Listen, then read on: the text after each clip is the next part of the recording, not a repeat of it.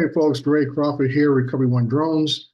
Just gonna sum up day two of the Xponential Expo here in the city of San Diego, California. And I'm not gonna spend a whole lot of time. I got a chance to meet some people face to face.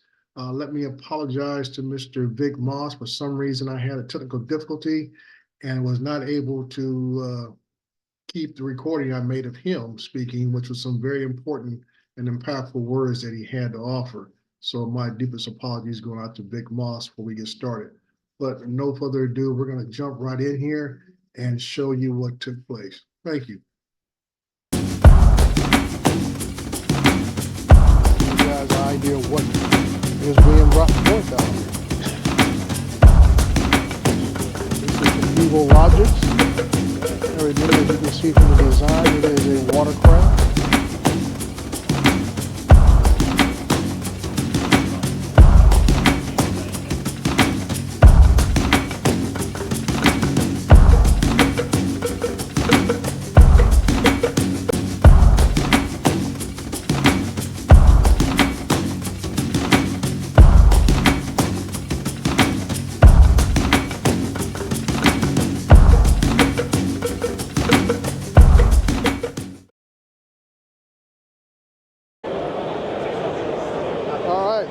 Tell us about yourself, Alex.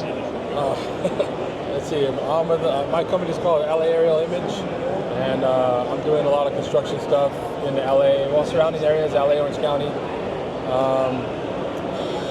Yeah, we're just doing a lot of construction sites, although it's been slowing down a little bit, but I do some film stuff, some music videos, some film, but awesome. Ever since they had that strike, it's kind of had to spark back up. Right. So yeah, I'm just out here at the Expo, just seeing what's new and what's going on in the drone world. Well, that's outstanding, dude. Yeah. It was great meeting you. Yes, and like I said, we've met online. Yeah, now we get to put a face-to-face here. Exactly. And this is awesome, dude. Yeah, well, I appreciate your time. Thank you. All right, let's talk about it. All right. Let's talk about it, dude. All right, what do you want to know? Tell us about Patrick. Patrick, well, you know, he's a multifaceted dude with lots of thoughts on the industry. Let's say, perspectives could be changed with different people you talk to, but bottom line. All right. Now, Galaxy Unmanned Systems. Now, that's my. I work for that. I'm the CPO. I'm the Chief Partnership Officer for Galaxy Unmanned Systems. Knew these guys for a long time. They were actually, I pulled them in as SMEs for the small UAS ARC. It was actually supposed to be a Category 5 for lighter than air. They do all lighter than air. Well, mainly lighter than air. So doing that, still doing some SUSB stuff. I've been at this for 20-something years, and I'm waiting for the FAA to open up the airspace so we can actually have a robust and viable domestic drone ecosystem. That's my goal. That's all I care about. I don't care about anything else. Okay, well, great, Patrick. It's great to meet you in person. The exhibit hall has been opened, and we are making our way inside.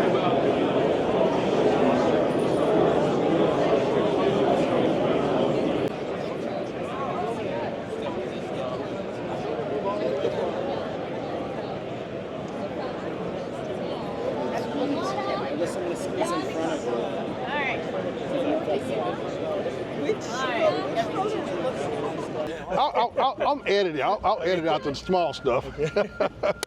All right. So tell me about, is it Neta or Neta? Okay, it's called Neta in Turkish, Neta. but Neta maybe in English. Okay. We are more than 35 years old company. Neta was producing DVB-C cable receivers at first and normal satellite receivers.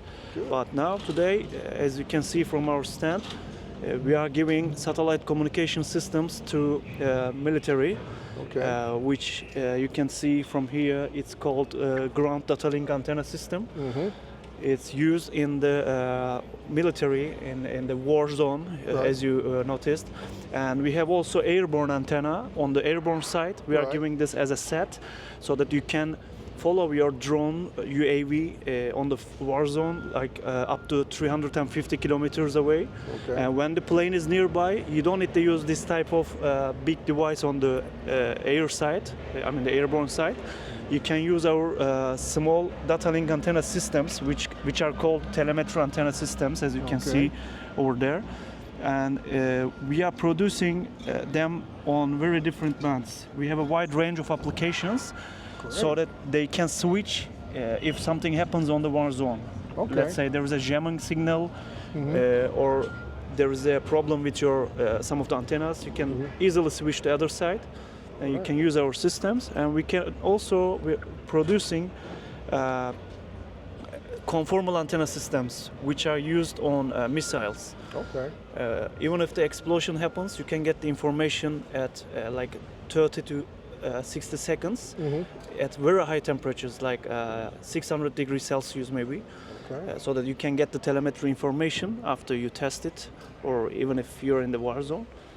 So that's basically our military type of antennas. So Neta starts with cable receivers, but today, as you see, we're producing more than receivers. Yeah, enjoy the show. How you doing, young man? Pretty good, and yourself? Good, good. What can you tell me about the Azul? So Anzo's a brand new company, just started a couple weeks ago. There you go. Gotcha. We got you covered. So Anzo's a brand new company that just started a couple weeks ago.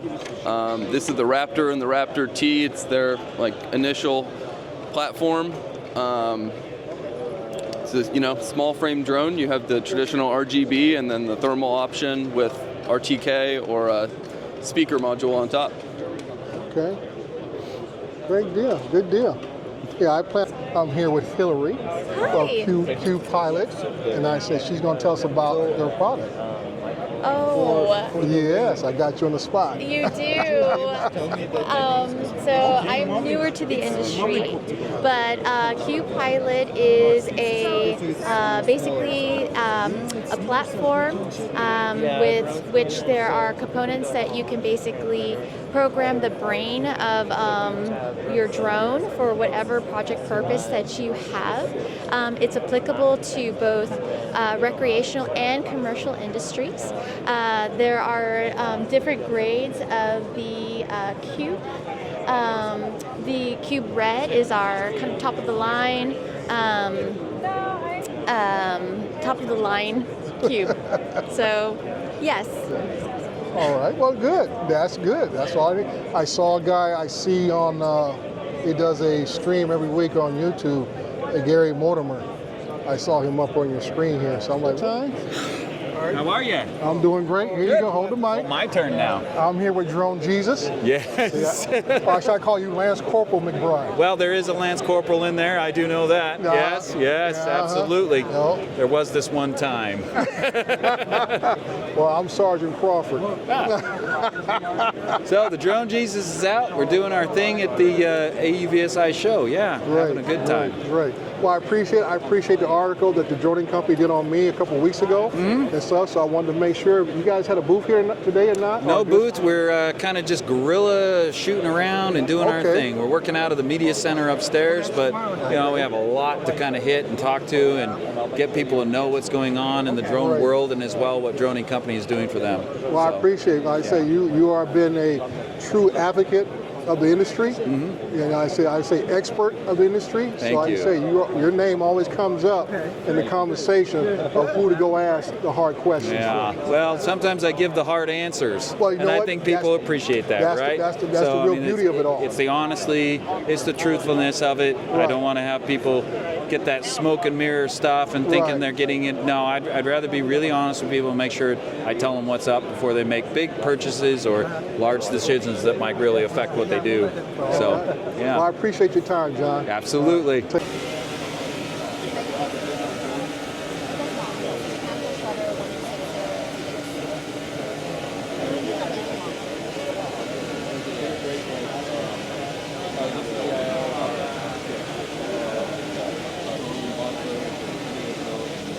we're in the process. Talk to the famous person here, Mr. Dave. Tell me about Steel City Drones. I've watched over a dozen of you guys' videos over the years. So you guys have helped me try to lift my bank account to a lower level due to your reviews of the product. So thanks. Give it a shot, Dave. Well, we are basically just a one-stop shop for anybody that needs anything with drones as far as equipment, training, consulting, program development. We do customize equipment like this with monitors. We build vans and different stuff for public safety. We're getting into a lot of electric, with utilities now and gas and energy companies. And then, the next thing is, beyond line of sight, and with drone deliveries coming. And well, speaking of beyond line of sight, now we're talking about 108 level, right? Part 108. So what insights do you guys have? I know you guys get a lot more than us end users. When something's not as concrete and it's going to change, I don't try to put too much weight into anything until I see something of how it's going to turn out. I understand. Because, look at even like where we are with 107. That was a lot different than what it actually turned out to be. Right. Right. And then we, for a while there, we even thought that we had to have a license to fly an airplane. I got my license to fly an airplane in 2016, thinking that we were still going to need to do it. Go in that direction. Yeah. So and then look how it turned out, where you don't even have to have a flying test for a drone to be able to have a license. Well, last webinar I sat in on, there was a young lady who was speaking, and the type of verbiage she was using, she was hinting towards that area where might be some kind of pre-flight testing, practical testing. Yeah. Which to my mind, that lends us towards the Canadian, the CAA are doing a practical application test of demonstrating your ability to fly. Right, yes. So, and then, it's going to be really interesting when we start doing beyond line of sight flying, how that's all going to tie into the privacy with private properties. The FAA asserts themselves that they own the ground. From the ground up, they own the airspace, and then a lot of other people assert that's not the case. And at what point, let's say I'm an average homeowner, property owner, and I don't want that drone delivery happening over my house. What legal rights are they going to have? All that stuff has to still be worked out, in my opinion. And it can go just about anywhere, in my opinion. Right. All right. Well, thank you for your time, sir. Here we go, we're recording. Is there a plan, or who wants to talk? Your turn to talk? Okay, concerning the federal CCP legislation that's going through. Anti-drone legislation, Chinese anti-drone legislation. Is there a plan? What's the alternative plan? Just like me, I'm an end user, like you guys are end users, and if it comes down to where DJI gets on that can't use FCC licensing for communication purposes, what's the alternative plan? Well, I guess the long-term plan was first we'll have to see exactly what's in the legislation. Right. So if it's just a DJI ban, Alltel has got a whole lot of great options that are out there. Okay. Also, is there going to be some type of exemption mechanism for public safety? That's going to be a big part of it. And then what is the time frame, right? So there's so many different factors that are going to weigh into our decision making that we just don't know yet. So ultimately, hopefully, they see that this is not the best solution for public safety, right? Emotional decisions is not how this should be driven, right? There are things you can do on the back end. There are cyber mitigation tools you can put in place. That's what we've done in Texas. That's what we've done with Texas DPS.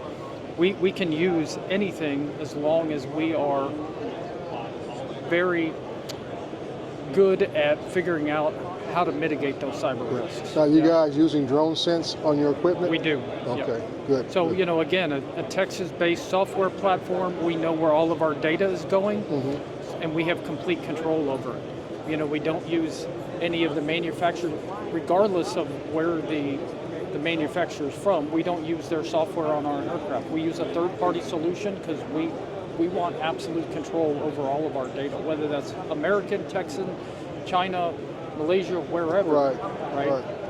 We're going to have the same policy regardless of manufacturer. Right. Now, I don't want you getting by here in trouble with your state government, but I know in Florida it was a governor's decision to take away their ability to use Chinese-made drones, and I'm wondering what's Governor Abbott's position at this point, or does he have one? I don't think publicly he has a position. I think Governor Abbott is extremely good at listening to his state advisors, all the different agencies, Texas DPS, Parks and Wildlife, Texas Military Department, your local and county agencies, and even our entire legislative body, right? They are really great listeners. They're pro public safety. They know what public safety in Texas is doing with all this technology, and I don't think at any point that they would want to take away our ability to serve the public and protect the state. Okay, outstanding. Yeah, so Phoenix Lidar Systems is a systems integrator. So we take Lidar sensors, IMUs, cameras, and then build the hardware to connect them all together. And then we build the firmware to operate them and the software to make the data make sense afterwards. So you guys are doing not only the actual data collection, you guys are doing the post-stitching also? Yes, also, so we don't focus on the collection specifically, as we're building these systems to provide to drone service providers and service companies in general. Okay, great. Yeah, I've seen your stuff with other people using it on YouTube videos, and now I got you guys here firsthand. So like, LiDAR is the next step for me. I've been doing mapping missions, RTK work for a couple of years now, and I'm ready to step up to the next level, which would be LiDAR. Awesome, yeah. LiDAR is a huge advantage. There's a lot of areas where photogrammetry falls short. If you have shadows or vegetation or anything of that regard, that's where LiDAR steps up and is a really great collection tool. Great, outstanding. But we can try. All right, so tell me about the Airborne Public Safety Association. So the Airborne Public Safety Association has been around for 53 years. We were formerly the Airborne Law Enforcement Association. Back when we first formed, that's federal government had a program that were allowing police departments to buy aircraft to see if they were a viable police tool. Right. And certainly we proved that helicopters are a viable police tool, airplanes are, and now we're proving that drones are a viable police tool as well. And I think that, we're excited about where the market's going. We love the way that unmanned aircraft complement the manned aircraft side of the house. We're the partner with NIST. We're doing NIST training on all of their drone proficiency flying courses. Matter of fact, we've done some at San Bernardino at the airport there. We've done 3 or 4 NIST courses already there. We have our sheriff helicopter department right out there. Yeah, and we've been using the facility to do the drone training too out there as well. So we're excited about that. I know the fire department is right behind them. They have their training facility right there. So that's what we do. So we're a 501c3 nonprofit educational association. All right. Again, we're 53 years. We do training all across the country and some internationally. Okay. I'll be in Austria next month doing some training there. Most of it's in North America though. We have a large annual conference every year, and we're here promoting that. And that's APSCon Unmanned. Okay. It'll be in Houston, Texas, the last week of July. And there we'll be flying the NIST lanes. We'll have 2 days of courses, which are 16 hours of courses on the UAS side. Then we'll have 1 day full of classes, 20 different classes you can choose from. Okay. And then we'll go into then we'll open the exhibit hall. Then we'll have the exhibit hall, and that'll be a shared exhibit hall, both with manned and unmanned aircraft. Okay. And while we're running the unmanned classes and courses, we'll also be running the manned side. They're 2 separate events. They happen concurrently with a shared exhibit hall. So it's really got a lot of great synergy to it.